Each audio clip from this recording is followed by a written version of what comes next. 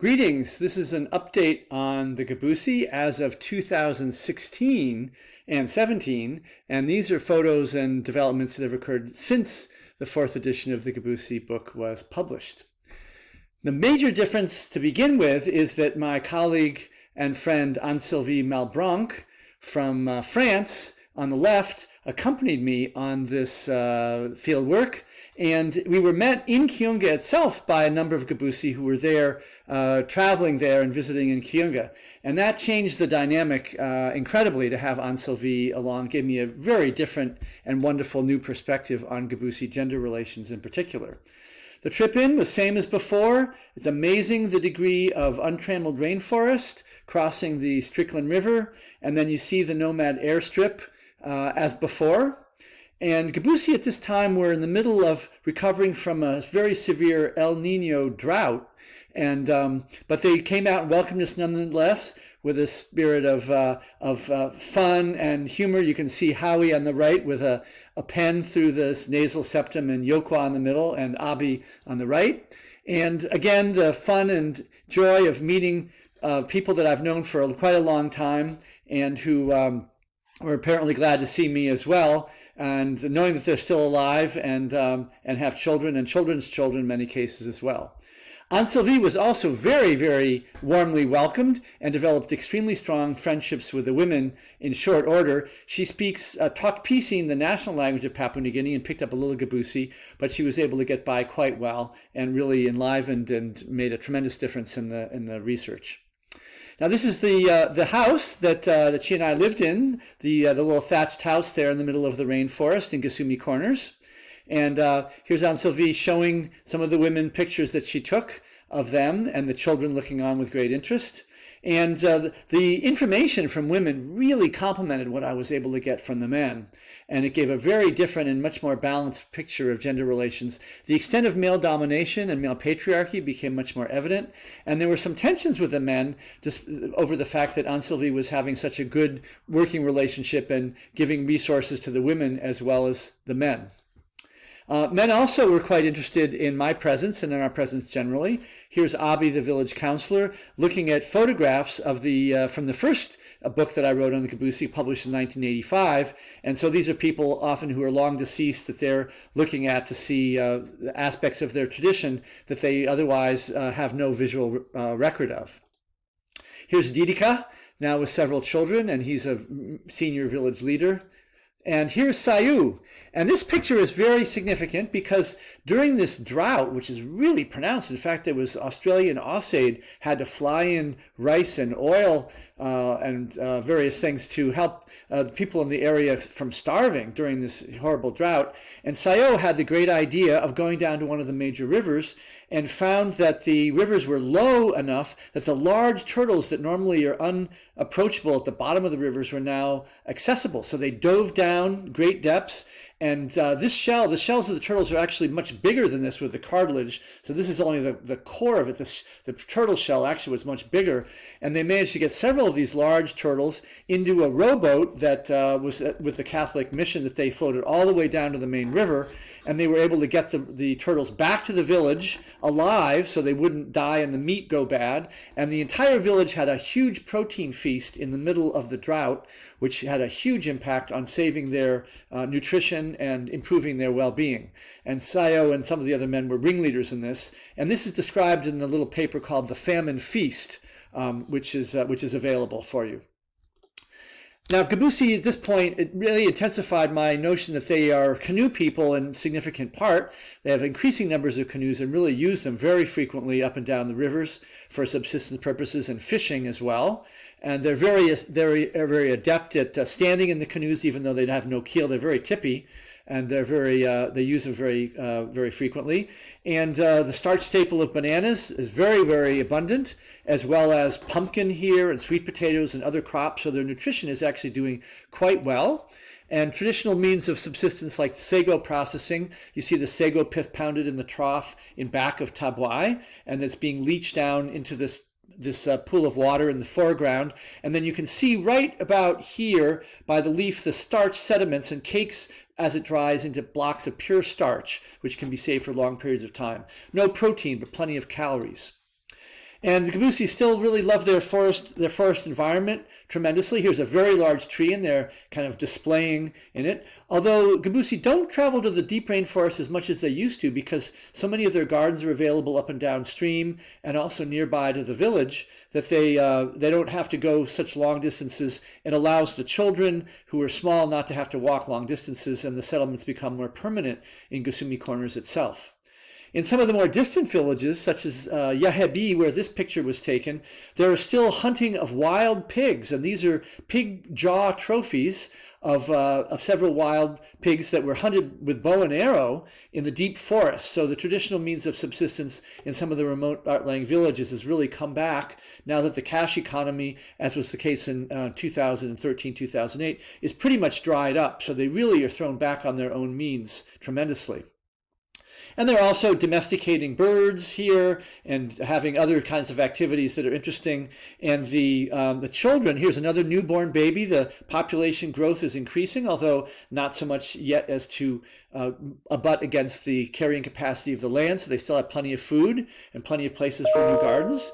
And babies are coming along. The families are getting larger and larger. In fact, it's a little bit, there's more arguments and difficulties with lots of kids. And some of the women are actually trying to birth space a little bit more on their own because of that.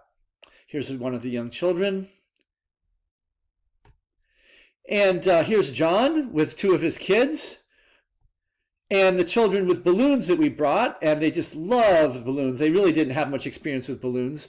And you can just see how many kids there are and how happy they are. There's a tremendous amount of bubbling enthusiasm. Unfortunately, the school is still pretty derelict, and there's a lot of challenge with any education or chance of wage employment or other things. So they're really on their own devices, but enjoying it on their own terms.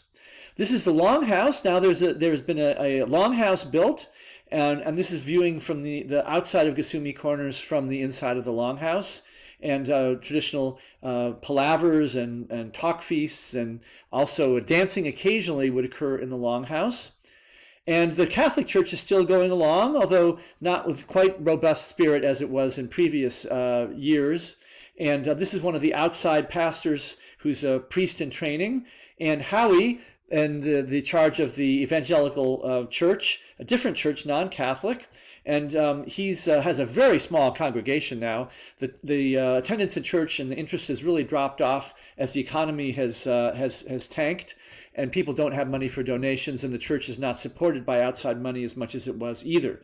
So the church and the commitment to Christianity is somewhat declining, although it still is soldiering on, so to speak.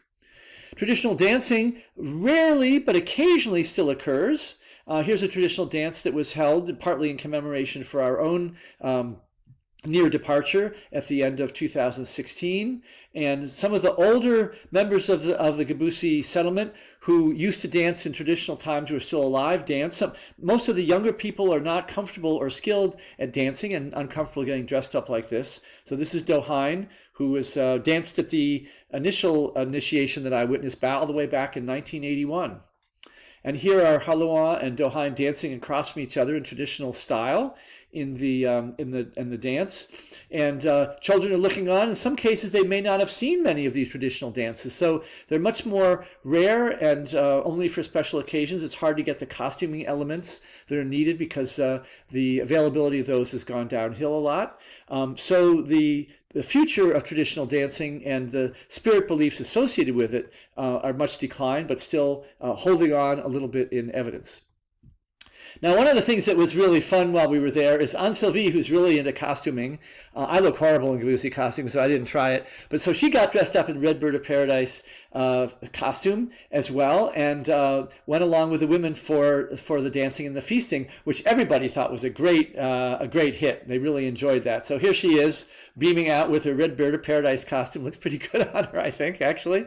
And here she is with Hugam, one of her friends, who is likewise decorated, and they got to be really fast friends. And the ability for Anne-Sylvie to bond with the women created a whole other dimension of understanding about the tension between men and women, the importance of women's agency, the degree to which my understanding of Gebusi had been relatively filtered through male perspective, which was somewhat unavoidable, but very important to complement.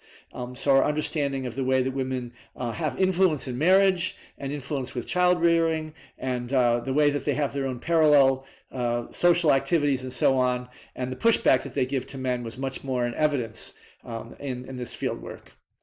So here's Anne-Sylvie greeting some of the women and also men, and she was accepted by men as well, and it was really quite important to have that sense of gender balance. And she is a skilled ethnographer in her own right, and has worked, did long-term field work in a different part of Papua New Guinea, and has a doctoral thesis on that and publications as well. And since that, she's also been the host of a kind of a PBS type of series about rituals around the world, and has been on camera introducing rituals in all different parts of the world, in Asia and South America and Africa, so on, for French, German TV as well. So her career has really taken off in different and very important ways.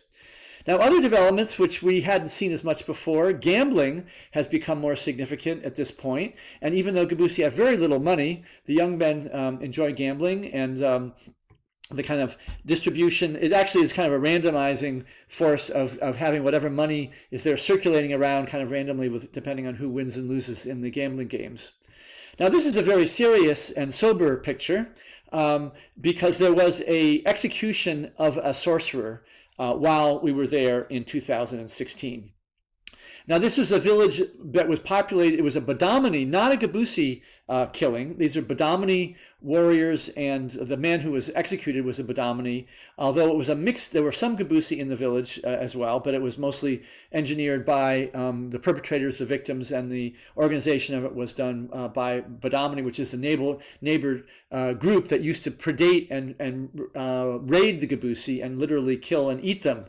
But there was an older man who was accused of sorcerizing another man in the village, and they actually strung him up to a tree. I didn't see it. We heard about it afterwards. But I went to investigate to ask them, and they had very little compunction about the killing. And they said they actually were posing here as warriors, like, we did it and we're proud of it, and he was a bad guy and we got rid of him. And so, and there's no police presence. The government's gone, and so this is really a Badamani. It hasn't happened among Gebusi, but it's a very severe reminder of the intensity of sorcery beliefs. And it raised the question of how and why it was that the Gebusi are able to not have sorcery killings, even though they still have beliefs in sorcery, and they still may accuse people on occasion. In fact, the longhouse that I showed before in Gusumi Corners is now somewhat deserted because the owner of it was accused of sorcery and moved to a different village, and so the longhouse is somewhat closed down. So these beliefs are very deeply held, and the Gebusi's dispute mediation techniques, which they've developed themselves, have been really important in forestalling the kind of violence that you see here kind of portrayed, at least afterwards, among Badamani who have executed a sorcerer. So making sense of all this is still very difficult, and it's still a challenge. No matter how many times they'll go back, there are new developments that need to be taken account of. I do hope to be able to go back, although it's getting more difficult with the airstrip closed and lack of availability of transportation, and other issues become a significant kinds of issue. So we said goodbye to the Gebusi yet again, and the chances of being able to go back, who knows? I always tell them that I hope to come back, but I can't really tell. The challenges get greater and greater as the remoteness and the cost and difficulty of getting there actually gets worse and worse, or greater and greater, I should say, as the airstrip is closed. But we had a very endearing relationships with Gebusi, and hope to be writing about them more in the future. So the sunset is on this part 4, shall we say, of Gebusi in 2016. And then we went back in 2017 and had yet further experiences that are basically reconfirming the ones portrayed here. And as indicated before, it certainly with the Gebusi is never the end. So thanks for watching, and stay tuned again.